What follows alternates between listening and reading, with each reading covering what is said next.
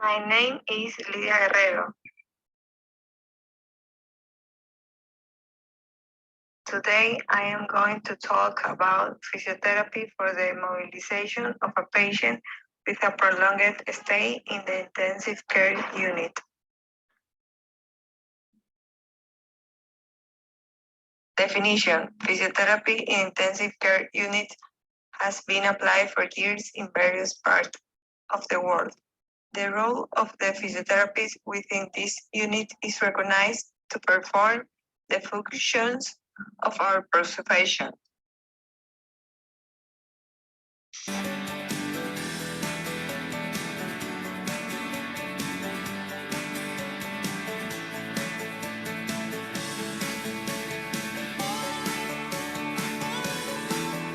Total knee replacement patients can perform active assistive heel slides with a friction reducer under the heel. This position allows for gravity to assist with bending the knee, which can be less painful.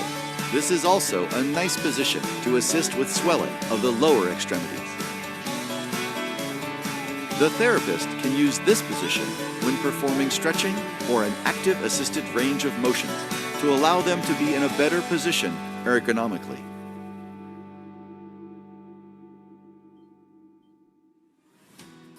The reverse Trendelenburg position is optimal for performing core exercises, squats, and lower and upper extremity exercises.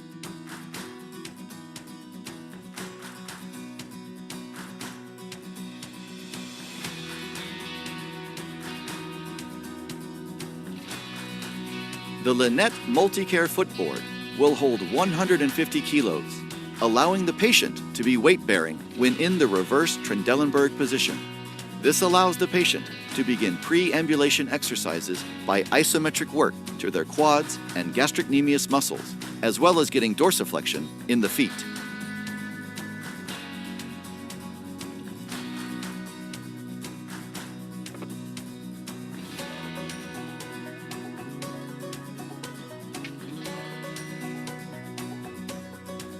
A foam balance pad can also be placed between the footboard and the patient's feet to allow the intrinsic muscles to be activated. When the patient is in a more upright position, it is easier for them to use their core muscles, thus making this position good to start early core exercises.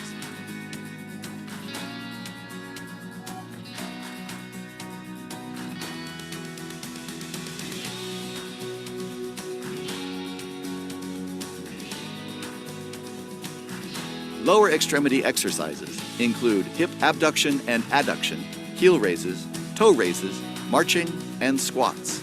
Putting a CVA patient in this position allows the patient to weight bear on the affected side, thus increasing symmetry, proprioception, and improving body alignment.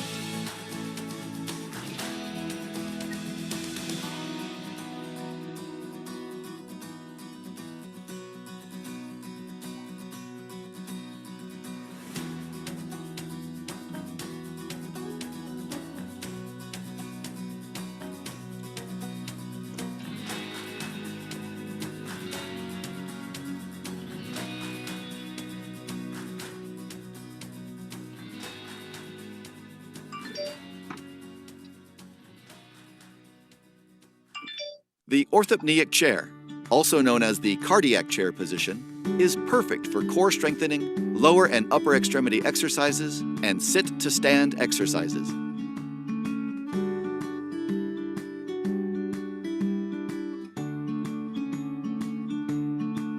The cardiac chair position can be used to assess the patient's trunk control in a safe environment prior to getting the patient sitting on the edge of the bed.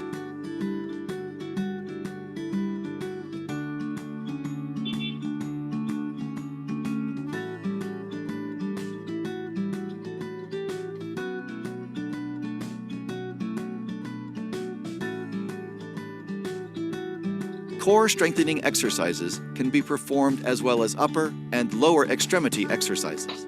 Weight bearing into the footboard can be used for pre-stance and pre-ambulation exercises.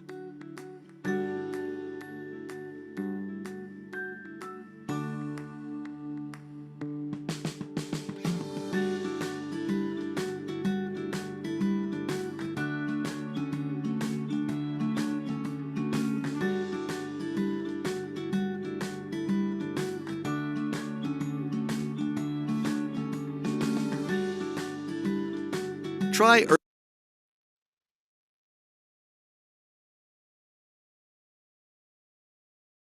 Applications in physical therapy. We observe that physiotherapy in ICU can be very useful for patients in this unit and that it collaborates in their recovery. More studies are needed with better methodology to study the benefits of physiotherapy in ICU.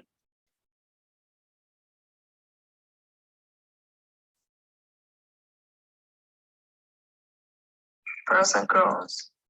Now the benefits and the disadvantages of the paternal presence in the accomplishment of nursing technicals in units of intensive care, neonatal, both for the parents and for the nursing staff.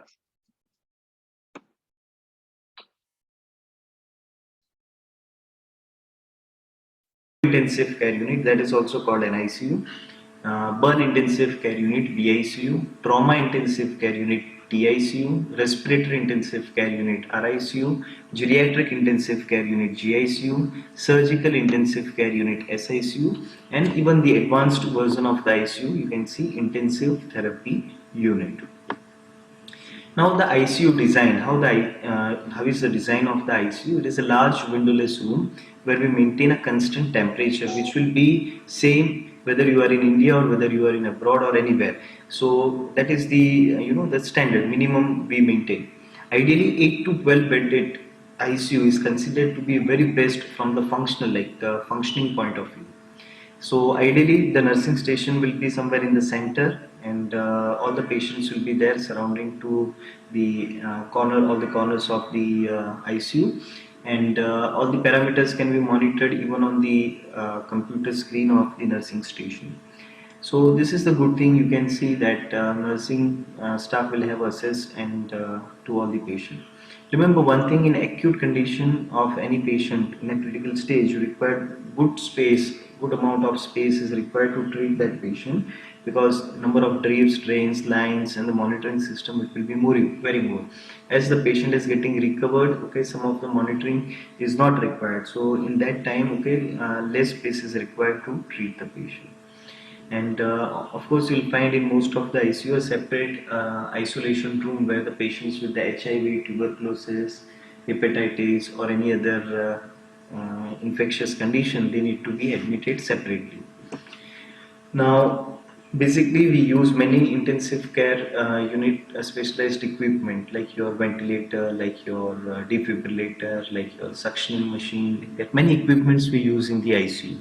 So the use of this equipment is to provide the life support and the emergency resuscitative equipment and patient monitoring equipments that you will see in the ICU.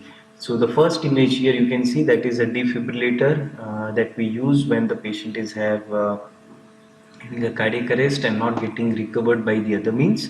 We go with this defibrillator and we give cardiac shock to the patient. The second image you can see that is pulse oximeter where we measure the oxygen saturation, and the third image you can see that is of ICU monitor where you can see the ECG pattern, heart rate, respiratory rate, blood pressure, and the many other parameters. Now,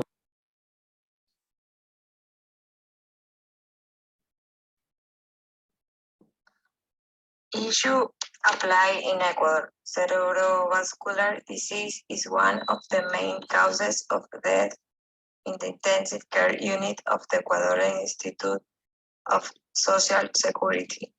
In Tungurahua, this pathology has increased due to the fact that patients present a high degree of stress and unhealthy life habits.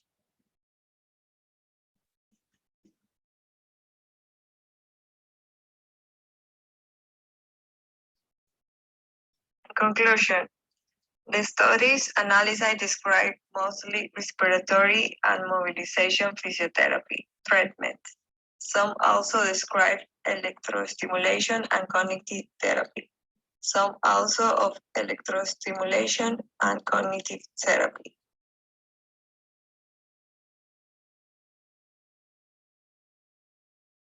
as activity of daily living, duration of mechanical ventilation, ICU length of stay, and mortality.